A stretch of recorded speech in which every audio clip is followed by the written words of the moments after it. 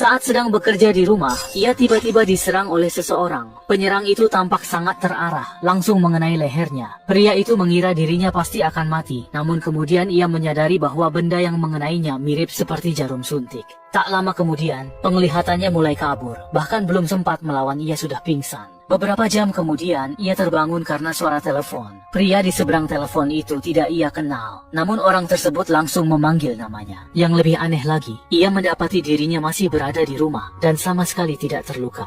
Bahkan tidak ada tanda-tanda perampokan.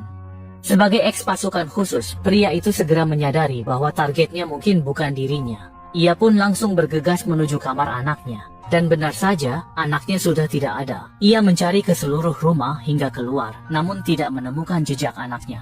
Saat itulah, penelepon memberitahu, putranya disekap di gudang tua dengan pipa gas beracun di atasnya. Asalkan pria itu mau membantu melakukan satu hal untuk mereka.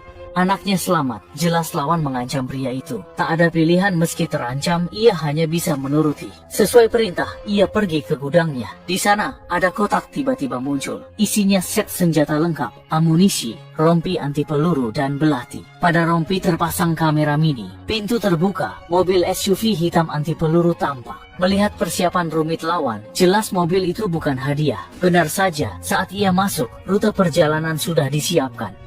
Ia menyetir ke hotel mewah tujuan.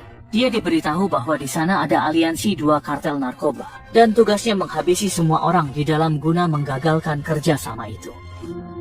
Tidak bisa begitu saja masuk dan menembaki tempat itu. Bagaimana dengan orang-orang tak bersalah yang ada di sana? Orang-orang di dalam itu semuanya adalah iblis yang membunuh tanpa berkedip. Bahkan jika membunuh mereka semua, kamu tidak perlu bertanggung jawab apapun. Laporan awal segera tiba, aku ingat anakku. Keselamatan anaknya menjadi taruhan. Pria itu membawa senapan mesin portabel dan benar-benar pergi ke pintu masuk hotel. Penjaga tidak ada karena para bandar narkoba sedang mabuk berat dan sama sekali tidak menyangka akan ada yang menyerang. Dia langsung masuk dan menembak, menewaskan separuh musuh dalam sekejap. Sambil mencari target utama, dia tetap waspada karena musuh pasti akan membalas dengan gila-gilaan. Namun mereka tidak punya taktik dan hanya menjadi sasaran empuk. Dengan memanfaatkan perlindungan dan pergerakan yang lincah, pria itu segera menyingkirkan sisa bandar narkoba berseragam mewah.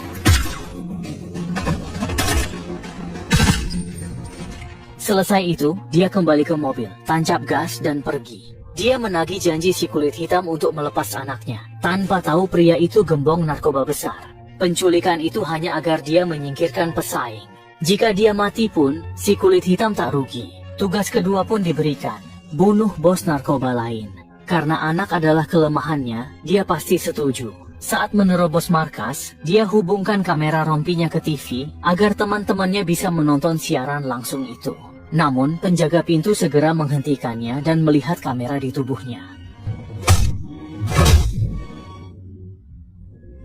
Tak disangka, di awal saja, pria itu langsung mendapat kejutan. Dia masuk ke ruangan, dan targetnya ada di ruang VIP lantai 3. Namun, tangga penuh anak buah gembong, jadi dia harus menghindar agar tidak dikeroyok. Tapi, sikap celingukannya membuat mereka curiga dan langsung mengusirnya. Pria itu tetap tenang, menjatuhkan lawan yang mendekat, lalu melompat ke lantai 2 berpegangan tangga. Karena banyak tamu, anak buah itu tidak membawa senjata. Tanpa senjata, pria itu dengan mudah menaklukkan musuh satu persatu. Dengan sangat cepat, ia habisi semua anak buah yang datang. Aksi brutal live ini membuat para bandar narkoba di depan televisi terkejut, sekaligus bersorak merayakan kekalahan pesaing mereka. Tiba di lantai 3, dia pun segera dihadang oleh pengawal bersenjata. Terjadi baku tembak sengit, namun ia cerdik menyelinap di antara para tamu yang sedang berlarian melarikan diri.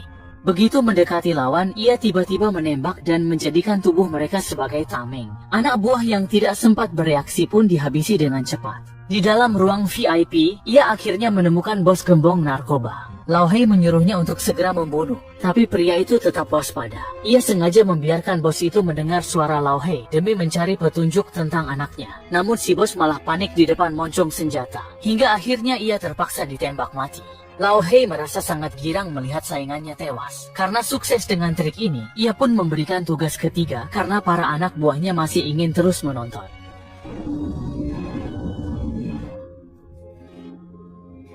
Lao Hei menyuruh Nilo menyingkirkan seorang gembong narkoba kelas atas yang sebanding dengannya, demi membebaskan anaknya. Namun, pria berpakaian jas di sampingnya memperingatkan bahwa Nilo adalah orang yang selalu membalas dendam. Apalagi ia pernah bekerja di CIA dan beberapa kali berurusan dengan Nilo. Lau Hei yakin Nilo takkan selamat karena targetnya Charles bukanlah orang yang mudah dihadapi. Benar saja, kabar tentang 3 geng sebelumnya yang dibantai sudah sampai ke telinga Charles. Ia tidak percaya ada satu orang yang bisa sendirian membunuh puluhan orang secara berturut-turut. Tapi ia tetap memerintahkan anak buahnya untuk bersiap-siap.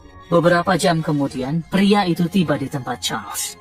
Gurun ini luas dan terbuka. Ia membawa 2 granat, lalu memastikan amunisi senapan mesinnya cukup karena pertempuran bakal sengit. Setelah siap, ia langsung berkendara ke rumah gembong narkoba. Tanpa trik apapun, langsung bertarung.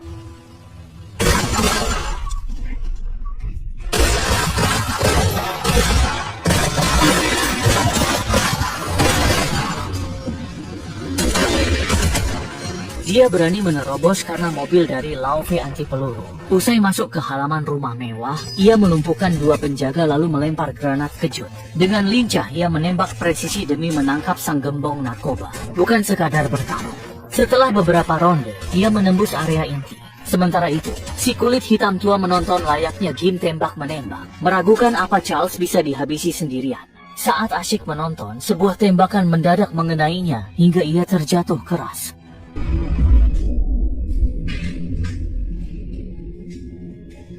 Tak seperti si kulit hitam yang kecewa, si kulit putih di sampingnya malah lega.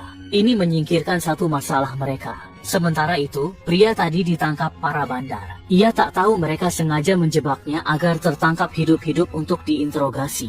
Sayangnya, ia tak tahu nama si penelepon. Ia cuma menebak dari isi bicara bahwa itu sesama bandar. Jika benar, maka pelakunya pasti si kulit hitam. Akhirnya, pria itu tahu namanya, tapi terlambat. Bandar Charles mencabut pistol untuk menghabisinya. Anak buah si hitam tua tiba-tiba menyerang ingin menghabisi Charles. Saat itu juga, pria itu membalas dan melumpuhkan sang bandar serta anak buahnya. Meski terikat, ia mudah mengalahkan mereka hanya dengan kaki. Setelah melepas lakban tangannya, ia merebut pistol Charles, lalu menembaknya mati. Ia pun kabur di tengah kekacauan demi menyelamatkan putranya. Sementara itu, si hitam tua sedang berpesta sampahnya merayakan dominasi narkobanya di Meksiko, tanpa sadar maut tengah mengincarnya.